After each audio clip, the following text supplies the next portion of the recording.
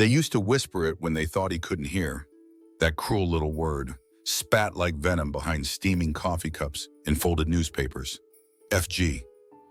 The same mouths that nodded politely when he passed on Main Street turned sharp when his back was turned, and still every morning. Adrian Cole unlocked the glass door of the Mason Mug Café as if their silence could never touch him. He had learned long ago that silence could be louder than hate and far more suffocating. Once, he had not been alone in it. Once, Michael Cole had stood at his side in full marine dress blues, metals clinking softly when they embraced on the courthouse steps the day they were married. Then Afghanistan swallowed Michael whole, and Mason's quiet little town swallowed Adrian.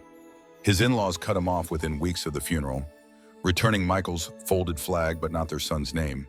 They stopped using widower. They just called Adrian that man who runs the coffee shop, as though love could be erased by a death certificate. He built the Mason Mug beside Fort Granger's gate like a fortress for the lost. Soldiers came with hollow eyes and shaky hands, and he offered them warmth without questions. Over time, they began calling it a safe zone, though some still smirked when they thought he wasn't looking. He never answered their smirks. He just refilled their cups. That morning, sunlight spilled like molten brass across the cafe's worn oak floor when Ray McMillan limped in. He was new to town, his posture rigid, his gaze wary, and beside him padded Shadow, a black-furred service dog with a vest marked PTSD support. Conversations froze mid-sentence. Forks hovered in the air. Eyes followed Ray, then flicked to Adrian, as if silently judging the sight of a Marine veteran walking willingly into a place owned by an openly gay man. Ray kept his chin up, Shadow curled neatly at his boots. Adrian nodded at him like any other guest and poured the coffee steady as stone. The door clattered open again. A city health inspector strode in, clipboard like a weapon. She scanned the room, zeroed in on Shadow. Animals are prohibited in food service establishments, she announced flatly. Conversations died. Even the clock seemed to hesitate. Adrian's heart pounded, but his voice stayed level. He's a certified service dog, he said. The inspector's gaze hardened. Policy is policy. Remove the dog or shut down this cafe. Something inside Adrian, worn raw by years of being told he didn't belong, cracked. He stepped out from behind the counter, apron strings swinging, and stood between Ray and the inspector. He stays, Adrian said, the words slicing through the tension like glass through paper. And if you're closing this place because a man brought the only living thing that keeps him breathing through the night, then you're not closing a cafe. You're closing a lifeline. The room held its breath. The inspector's eyes narrowed, lips curling. She didn't argue. She just reached for her phone, muttered, and walked out. Minutes later, a district manager arrived in a pressed suit, eyes cold as polished steel. He didn't raise his voice. He didn't have to. You're done here, Adrian. 6 years of sweat, loyalty, and quiet defiance collapsed into one final sentence. Adrian's hands trembled as he untied his apron. No one spoke. A few customers clapped, sharp and cruel, as if applauding the ending of an inconvenient story. Someone held up a phone, recording. The bell above the door jingled when it closed behind him, and the silence he left behind felt heavier than any words. In a world quick to erase the ones who don't fit, sometimes the bravest act is refusing to vanish quietly. Adrian didn't know it yet, but the choice he made in that moment would ripple further than the walls that had just crumbled around him. If this story moved you, follow Heart Stories for more powerful real-life journeys of courage, loss, and love that refuses to be silenced. By the next morning, the video had escaped the cafe's walls and caught fire across the digital plains. It began on a local veteran forum, then leapt to national feeds. Framed between clashing headlines, gay cafe owner defies health inspector versus entitled activist, endangers public safety. Comment sections roared like opposing storms. Some called Adrian Cole a hero for standing by a wounded comrade. Others sneered that he had hijacked veteran respect to chase sympathy. He didn't answer any of it. He sat in his silent apartment above the closed Mason Mug. watching the glass below gather fingerprints of strangers who pressed their faces against it just to gawk. Overnight, someone had scrawled FG across the front window in dripping red paint. Doxed addresses and phone numbers followed, posted on anonymous boards, his inbox filled with promises of ruin. One message simply read, "Go back to hiding." Yet even as fear hummed like a live wire under his skin, Adrian had refused to scrape the slur from the glass. He left it there like evidence proof of what courage costs. Late the next afternoon, a sound rose from the distance, low and steady, like thunder on tarmac. People spilled from barbershops and grocery aisles, drawn to the street as 4 Humvees rolled down Main Street in perfect formation, their desert paint glinting under Mason's pale sun. They stopped with military precision before the cafe's scarred door. Marines jumped out, boots striking asphalt in rhythmic unity. At their center strode Colonel Richard Gaines, chest rows of ribbons catching the light. He looked at the vandalized window, then at the frightened faces peering from the sidewalks. Without a word, he strode to the door, gripped the screws that held the Mason mug sign, and tore it down. Metal shrieked. People gasped. From the back of one Humvee, a private stepped forward carrying a new sign, thick oak carved with bold letters. Gaines set it high against the facade, his voice carrying across the stunned square, "Adrian's house, where honor is served every day." The words hung in the air like a challenge. Gasps rippled through the crowd, followed by a silence deeper than judgment. A place once whispered about in contempt had just been claimed by the very institution many said would never stand behind a man like Adrian. Cameras clicked, phones rose, and just like that, the narrative bent. Hours later, a sealed envelope arrived at Adrian's apartment, stamped with the Fort Granger insignia. He hesitated before opening it, palms damp. Inside lay a summons report to Colonel Gaines at Fort Granger immediately. The base was hushed under a fading sky when Adrian arrived. The air smelled of oil and rain. Gaines waited outside a building fenced off by rusting chain links, its window shattered, its sign half fallen. Veterans Rehabilitation Center. Inside, dust lay thick on abandoned cots, paint peeled from walls the color of old bone. Gaines stood in the debris like a man surveying a battlefield. "This place has been forgotten," he said, "but it doesn't have to stay that way." He turned to Adrian, eyes sharp, not unkind. "We want you to run it." Adrian almost laughed. "I'm just a gay man who makes coffee."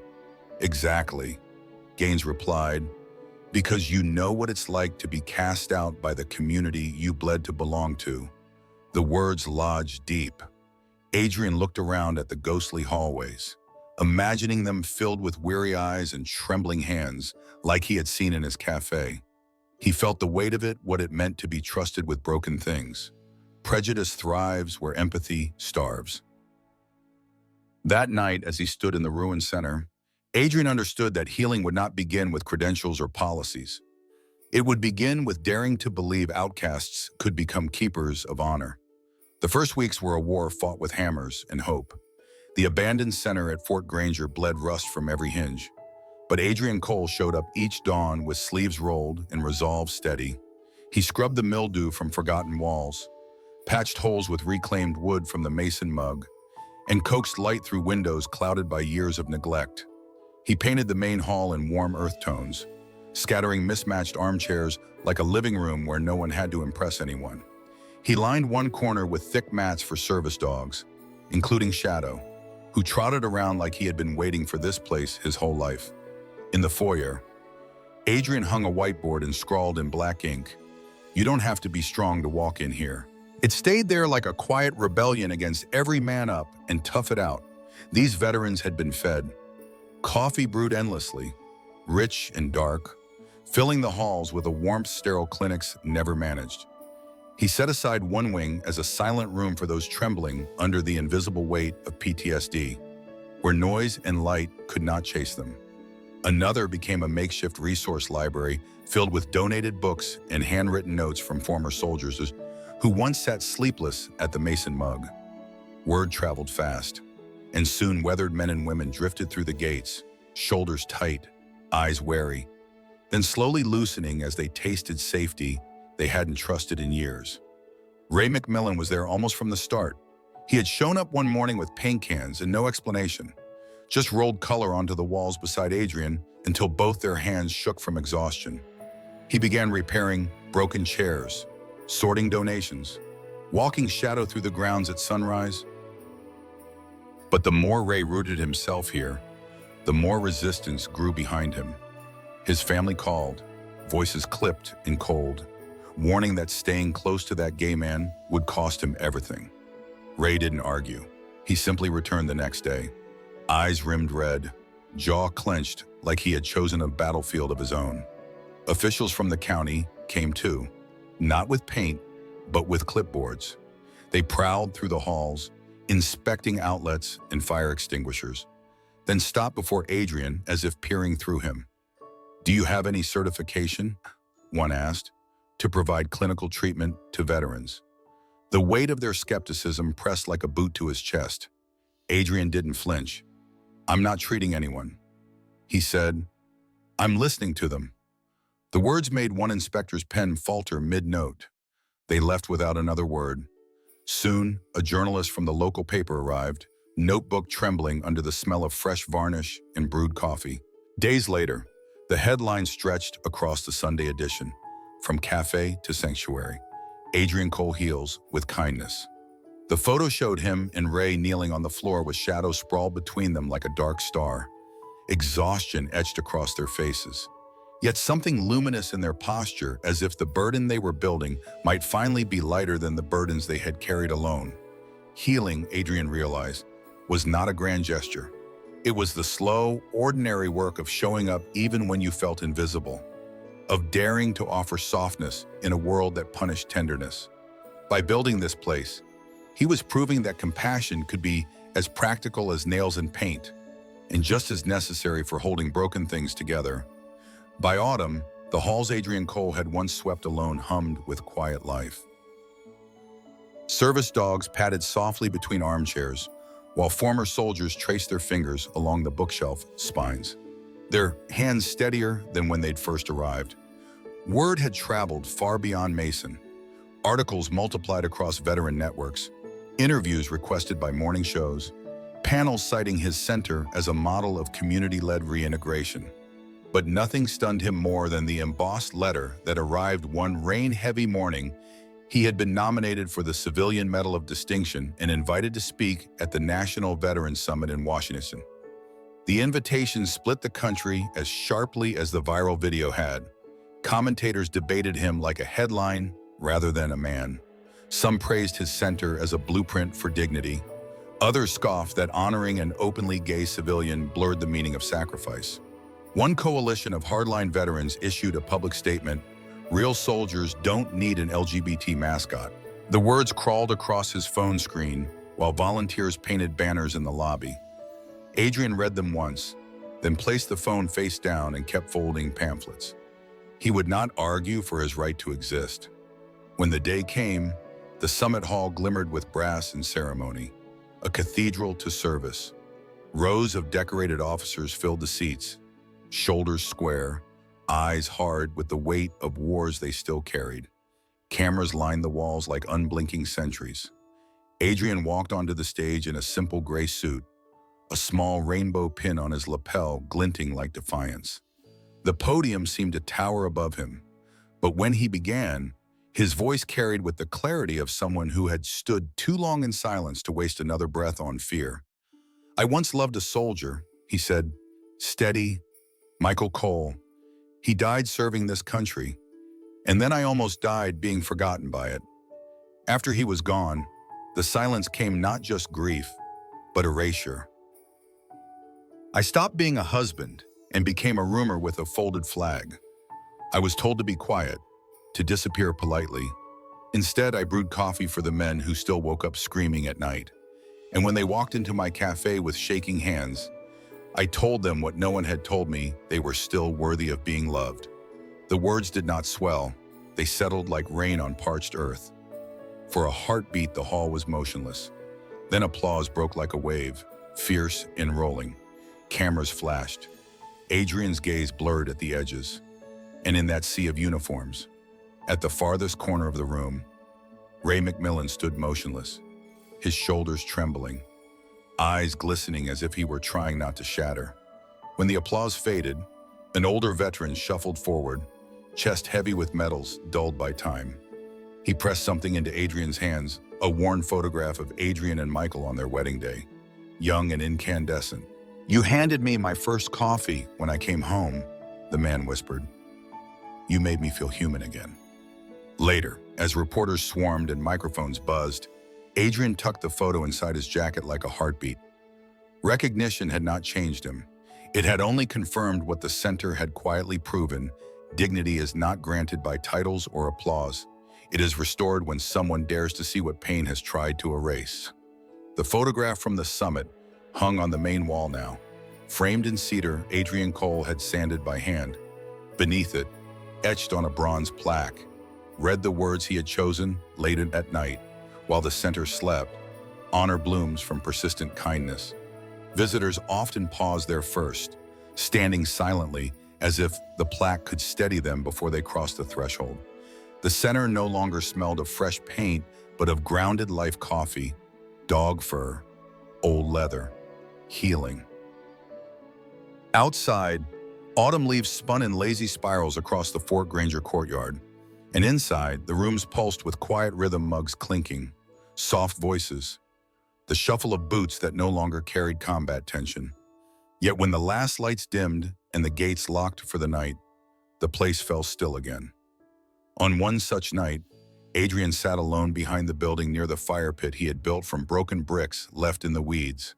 Flames cracked gently, painting his face in shifting gold. The photograph from the summit glimmered faintly through the office window behind him. He stared at it until his eyes burned, not from pride, but from the sharp absence standing beside him in that captured moment. Michael's absence still sat inside him like cold iron, an unspoken shape even joy could not dislodge. He had built a sanctuary from the ruins of his grief, yet sometimes it still felt like he was standing just outside its doorway, holding the key but never crossing in. The gravel behind him crunched softly.